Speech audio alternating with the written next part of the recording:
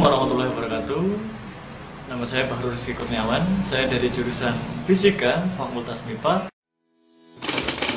Kali ini kita akan membahas bagaimana cara paling mudah membuat kuis di SiPejar atau Moodle. Karena pada dasarnya SiPejar ini merupakan Moodle.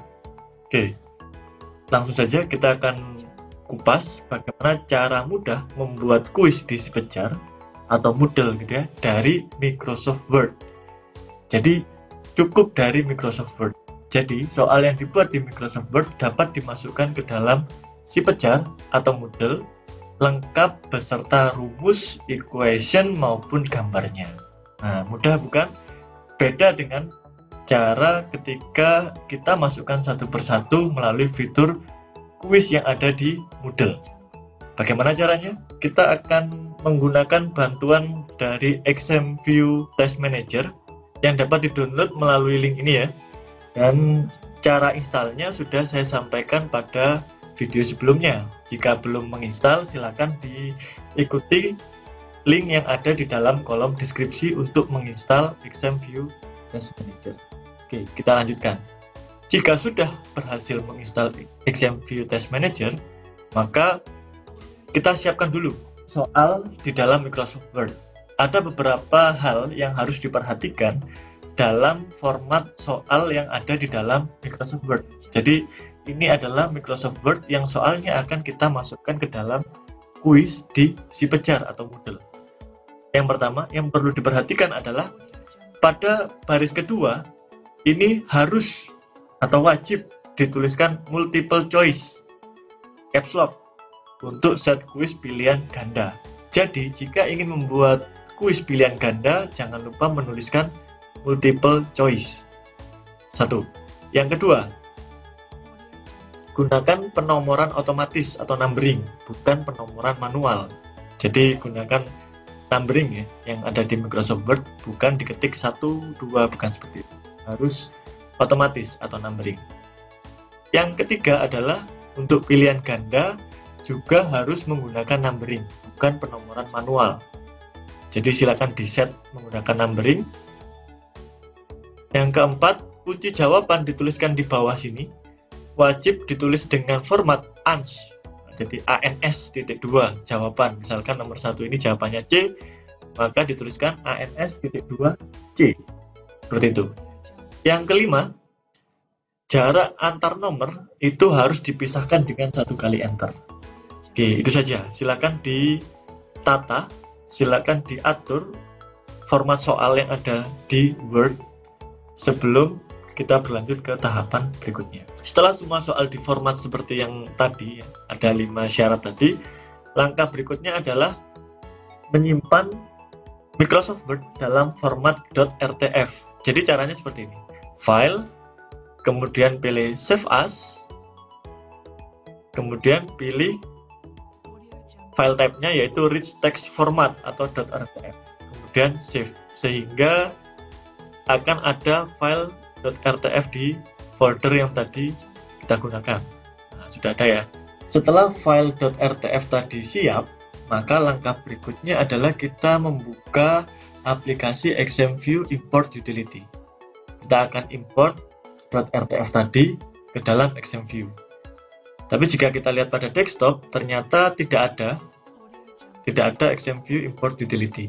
Maka yang kita dapat lakukan adalah klik Start pada pojok kiri bawah ini, diklik, kemudian langsung saja kita tuliskan XMView sehingga akan muncul hasil pencarian, yaitu 4 aplikasi XMView. Dan yang kita butuhkan adalah XMView Import Utility. Oke, kita klik. Kita tunggu, sedang proses ya, kita tunggu saja. Kemudian ada XMView Import Wizard. Kita klik Next. Di bagian ini, kita akan memasukkan folder file .rtf tadi yang ingin kita import. Jadi pada bagian ini, diklik, kemudian kita cari file .rtf yang telah kita siapkan tadi. Kita cari foldernya di sini. Misalkan ini adalah folder yang saya gunakan, saya pilih, kemudian klik select,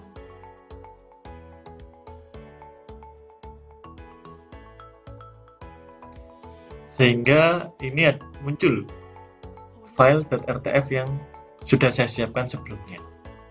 Pada bagian bawah, ini adalah folder yang akan kita gunakan untuk meletakkan hasil output dari file .rtf tadi. Biar lebih mudah, kita letakkan di folder yang sama gitu ya. Dan select, sehingga dua folder ini menunjukkan lokasi yang sama. Tidak apa-apa, itu lebih mudah. Kemudian klik file yang .rtf, kemudian klik select, sehingga file .rtf tadi akan berada di kolom bawah. Nah, ini adalah output. Dan kita pilih next. Ada banyak opsi sebenarnya di sini, bisa dicoba-coba lagi nanti. Kita pilih next lagi, kemudian next lagi, dan next lagi hingga diperoleh finish gitu ya. Ini kan cara yang paling mudah. Jadi kita gunakan cara paling mudah. Kalau ingin utak-utak gitu ya, silakan nanti dicoba. Klik finish. Akan muncul pemberitahuan seperti ini. Ini menunjukkan bahwa kita telah berhasil melakukan import. Oke, gitu saja. Lalu kemudian kita klik silang atau close. Jika kita lihat pada folder yang tadi, ternyata ada satu file baru, tapi dengan tipe yang berbeda, XMViewBank. Oke, kita lanjutkan langkah berikutnya. Jika tadi sudah sampai seperti itu, langkah selanjutnya adalah buka aplikasi XMView Test Generator. Ya, ini aplikasinya ini sudah ada.